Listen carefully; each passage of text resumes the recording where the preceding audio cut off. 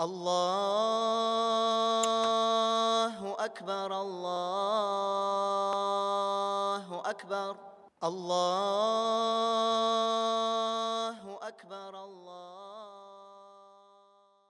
إن الحمد لله نحمده ونستعينه ونستغفره ونعوذ بالله من شرور أنفسنا ومن سيئات أعمالنا من يهده الله فلا مضل له ومن يضلل فلا هادي له وأشهد أن لا إله إلا الله وحده لا شريك له وأشهد أن محمدًا عبده ورسوله اصطفاه لحمي وحيه واختاره لتبليغ رسالته صلى الله عليه وعلى آله وأتباعه وسلم تسليماً كثيراً ورضي الله سبحانه وتعالى عن أمراء المؤمنين وخلفاء الراشدين أبي بكر وعمر وعثمان وعلي وعن جميع الآل والأصحاب والتابعين لهم بإحسان إلى يوم الدين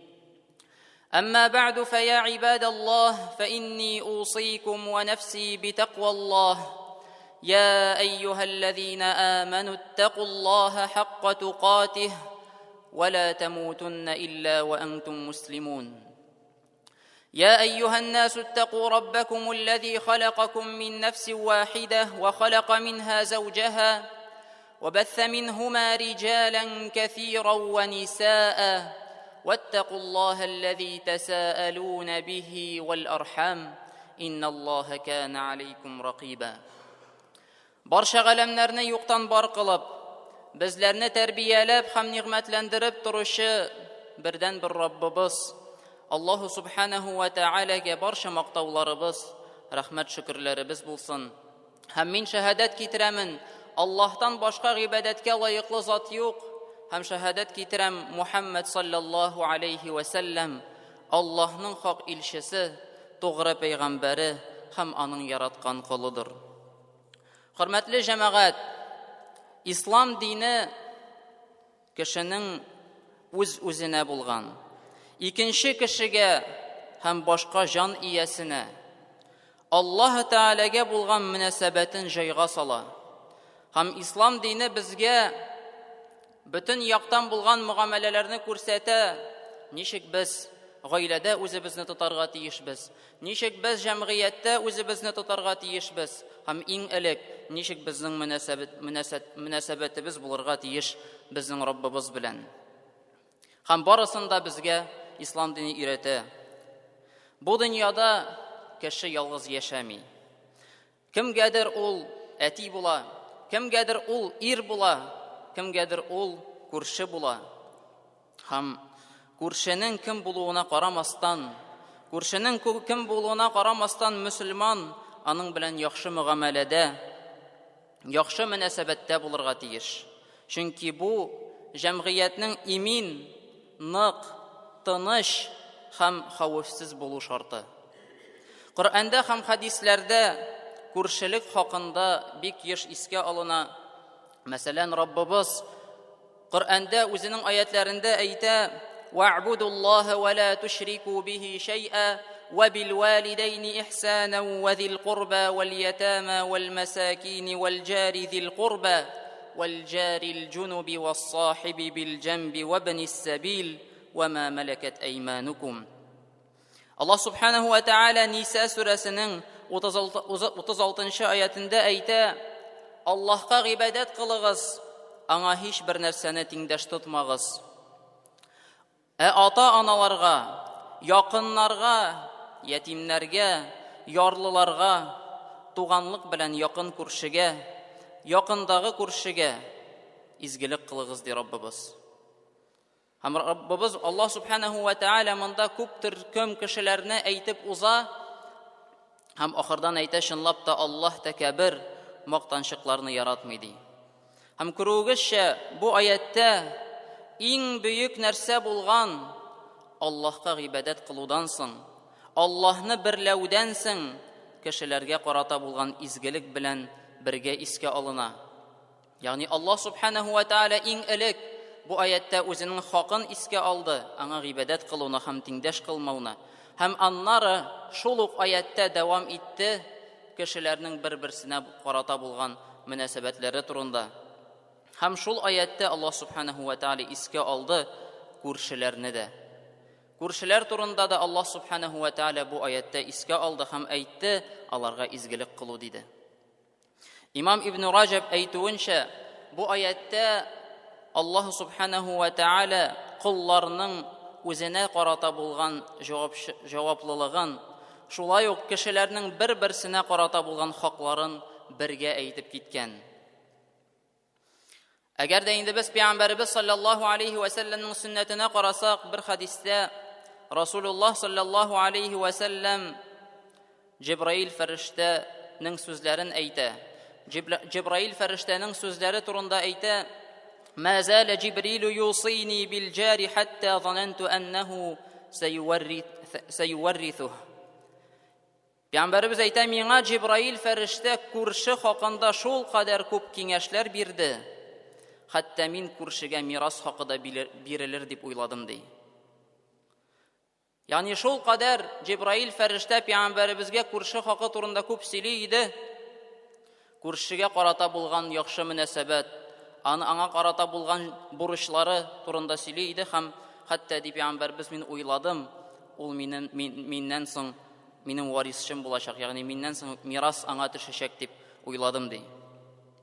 Ягъни күршегә шул кадәр яхшы мөгамәләдә булырга кирәк. Шул кадәр яхшы мөгамәләдә булырга кирәк. Ул үзен синең якын туганың кебек хис итсен.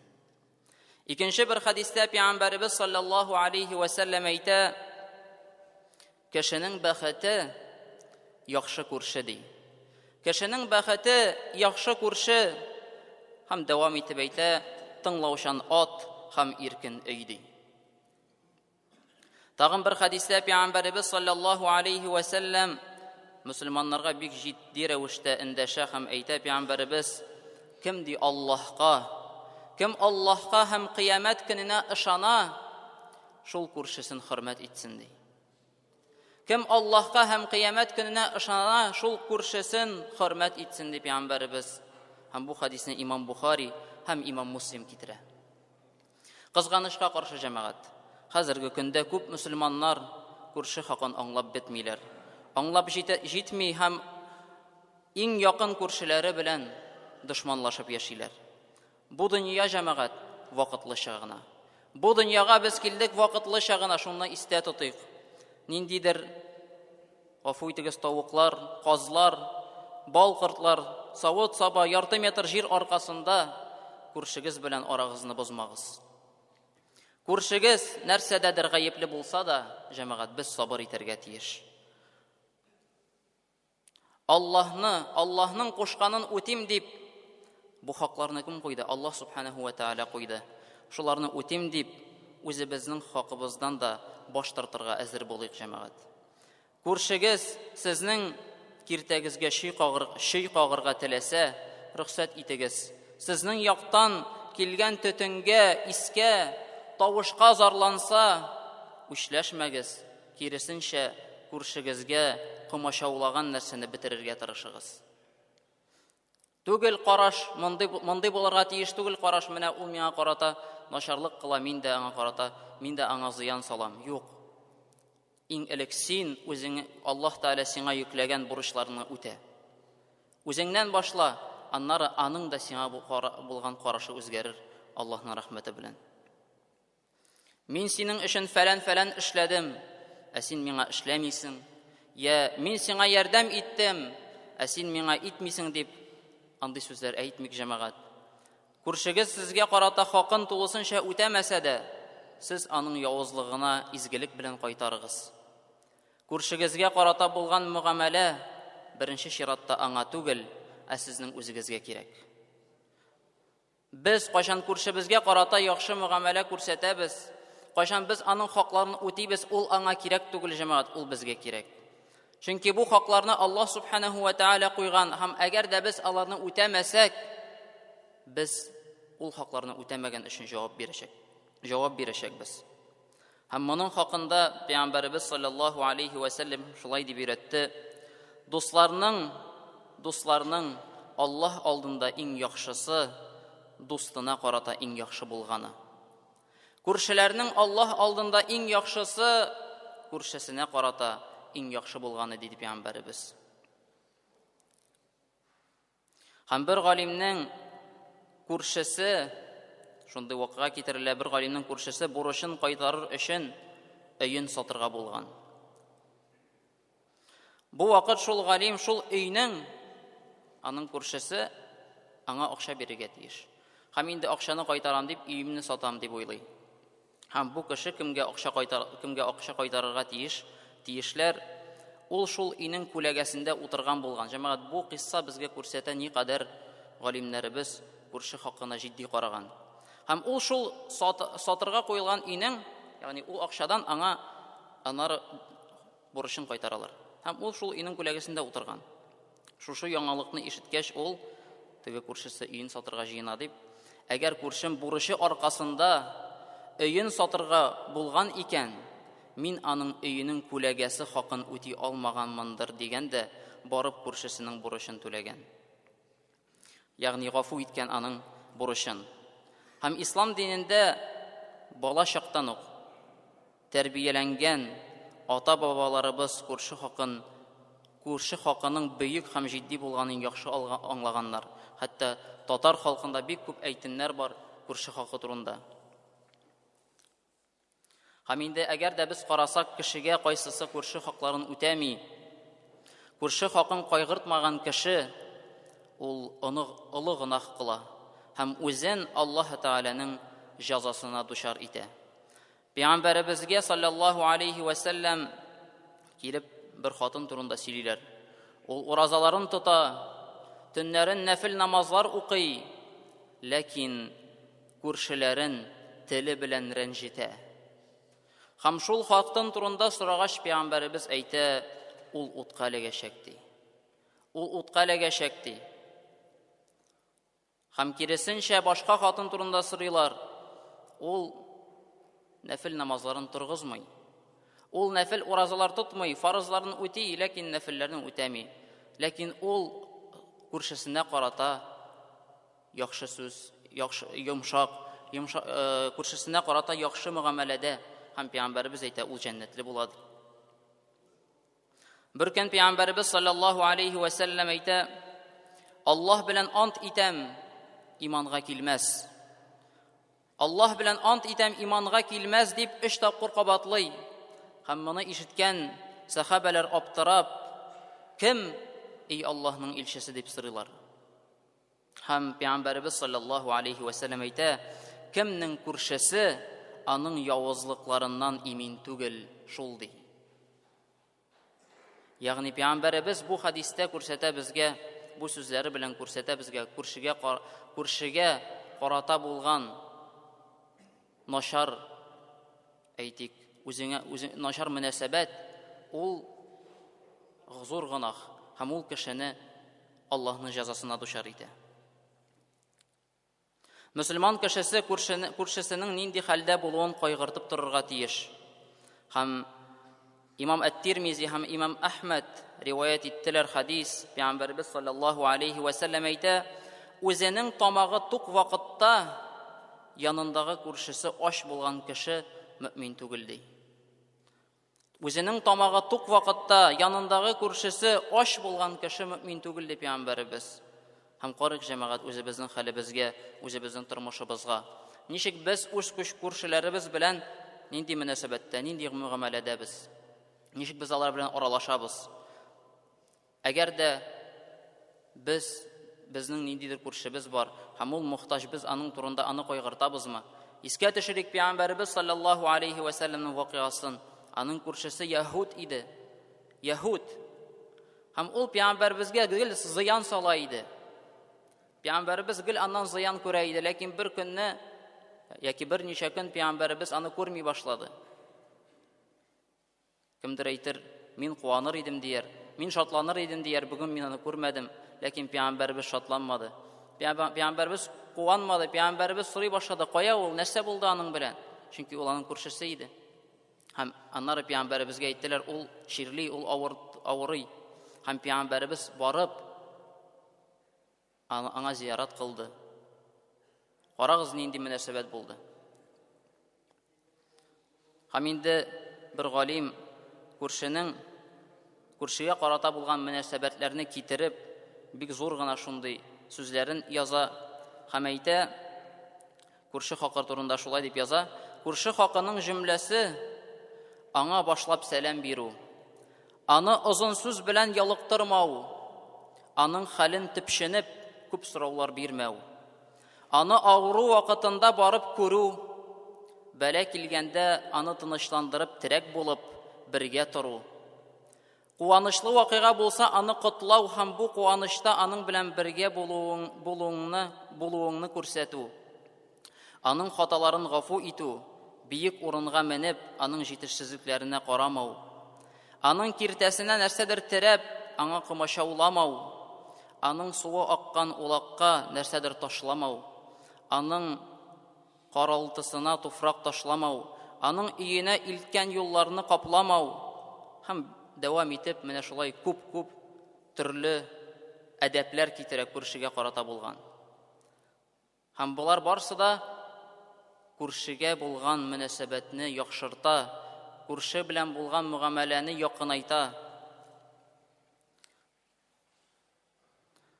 Һәм карасак, безнең күршеләребезнең никадәр хаклары күп.